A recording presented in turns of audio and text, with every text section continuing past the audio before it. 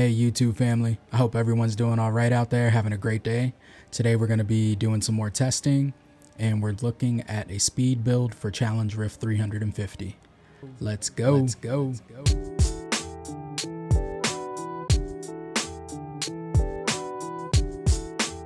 Let's hop right into it.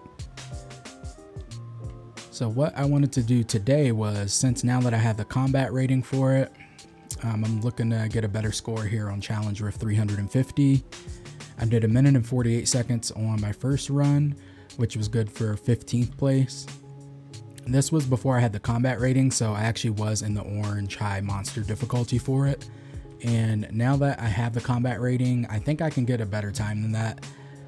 The time to beat is 58 seconds. So just in case if you don't know, on the new Challenge Rift leaderboard now, it's based on your level, which 350 is the highest we can go to, and the time you clear it in. So a little bit of a competition going on. People are trying to see how quickly they can speed run this, and I think I've come up with a pretty good build for it, and we're going to try it out. Let's look at the build really quick. I haven't completely tested it out to make sure none of these things are conflicting, but we'll see really quick. I think this does work. So our helm is going to increase our movement speed for Daring Swing. We're doing Hate Sheath with Vengeance to keep our Vengeance just going crazy with primary attack speed. It doesn't allow you to target or aim it. It goes all over the place, but it is at a really high attack speed. So we're going to be using that since we're going to be doing more movement oriented abilities and we need something that's going to do a lot of damage. Daring Swing, we can get a little bit of extra damage on our Daring Swings here with the Chill Wraith Mantle, adding ice to it. And we're also going to increase our primary attack speed by 30% for 6.4 seconds with this one, just in case if we're out of anything and we need to use our primary attack, we still have a high attack speed going with this one. And then we're going to be adding in Strafe, so a little bit different. We're going to be using the essence that launches homing rockets, each dealing 4,305 damage to each enemy, and it's increased by 90%. We're going to use the Hungerer as well, so our shots will penetrate through to the next enemies. With this being a challenge rift and enemies are often lined up, I think this is going to be a good one to put in there, and it's also increasing our crossbow shot by 9%. And then during Strafe, your movement speed is increased by 30%, so we've got some more movement speed ability there. And then crossbow shot also deals 9,531 additional damage whenever it hits the same enemy 3 times, and that damage is increased by 90%. I think this is going to actually work really well together. So it does appear that 50% is the cap here for the movement speed that I can get, as I have 20%, 10% from Blood-Soaked Jade, and 10% from my defensive stance. And I'm getting 20% from Shadow Sight. So when I do this by itself, I'm at 40% movement speed, and that is correct. And if I do Daring Swing by itself, we're going to have 50%. Now if I do them together,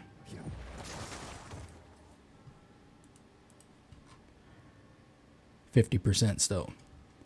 So there is a cap, so we'll want to alternate using these, although I do have Daring Swing just for extra movement as well as buffing my primary attack speed for this build. So if we hit them at the same time, it's going to be okay, but we do want to try to alternate between those.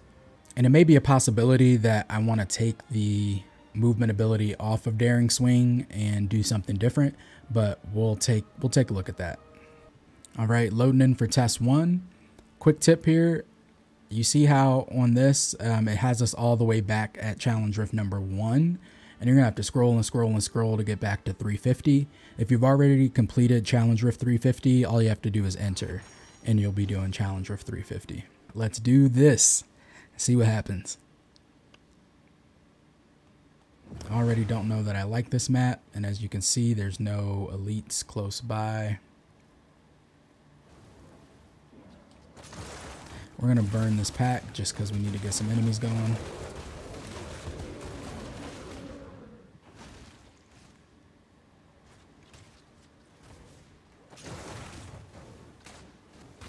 We're going to do the same here.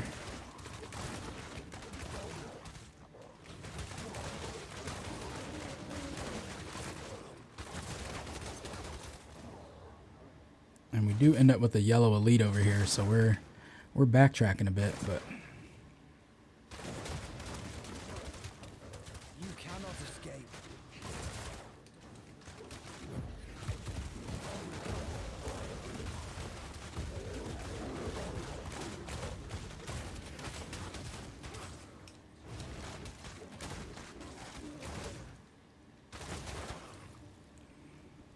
and I gotta say, just off the initial test, I don't know that this is gonna work. Now this was a pretty bad map setup that we got, so I'm gonna try it again. I'll probably just exit out. Yeah, I don't know that I was very happy with that tile set that we got, and we may roll a couple of times here until we get a good one.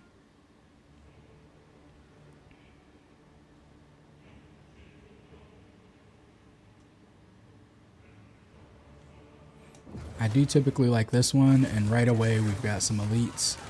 So we're gonna see what happens with this.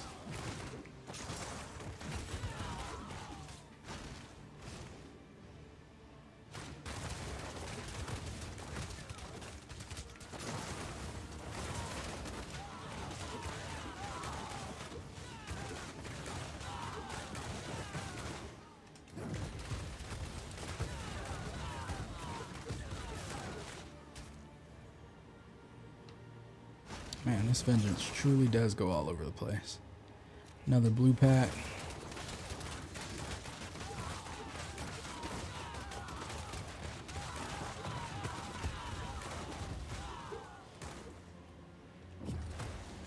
Yes, we got some yellows.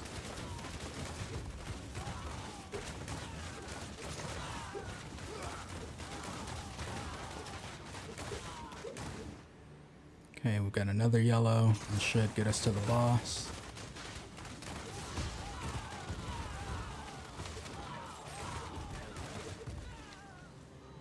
Yes, and I wanted to save my vengeance for the boss.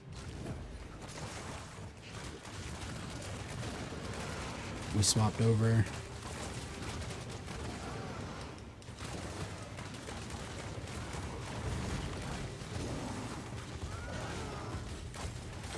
To our offensive stance.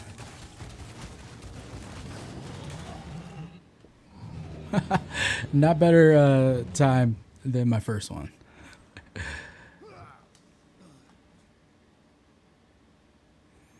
Yeah, I think this build could be fun for farming, but we're going to try a variation of it for test 3 here. I don't think the homing rockets is the one.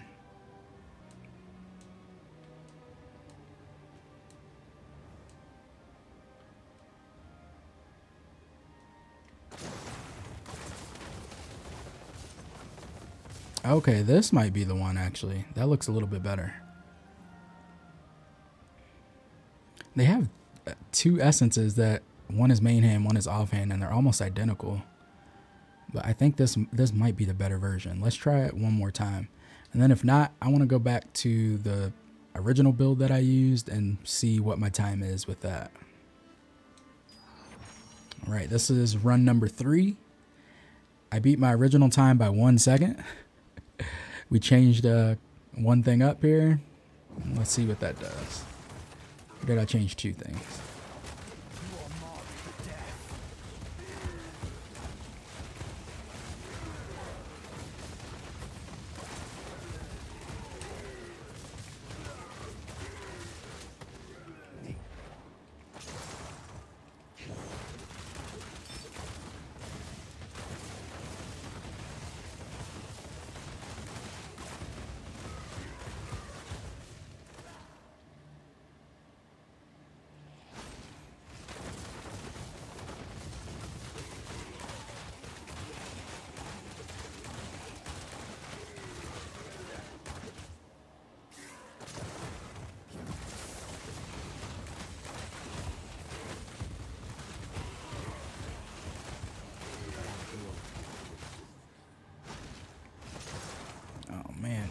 Dropped it. Leave it.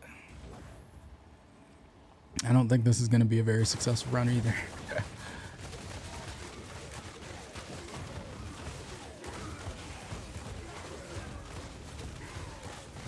Now what's messing me up a bit is this vengeance going all over the place.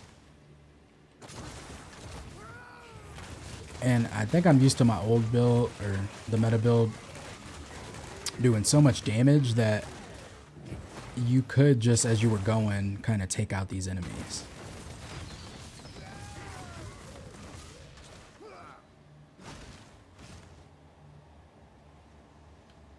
Oh my god, of course. Why did I do that? I know that that's a dead end, but...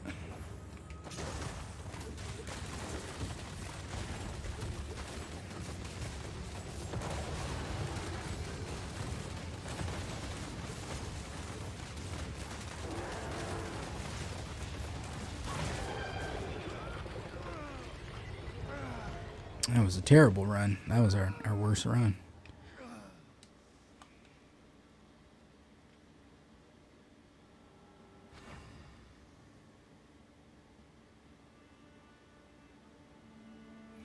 Okay, we're gonna try this one more time, but we're going back to the old reliable build here.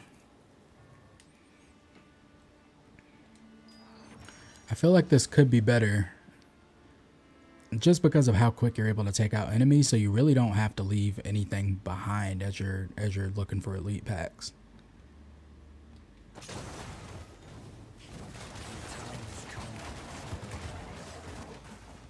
And you just get rid of everything so fast.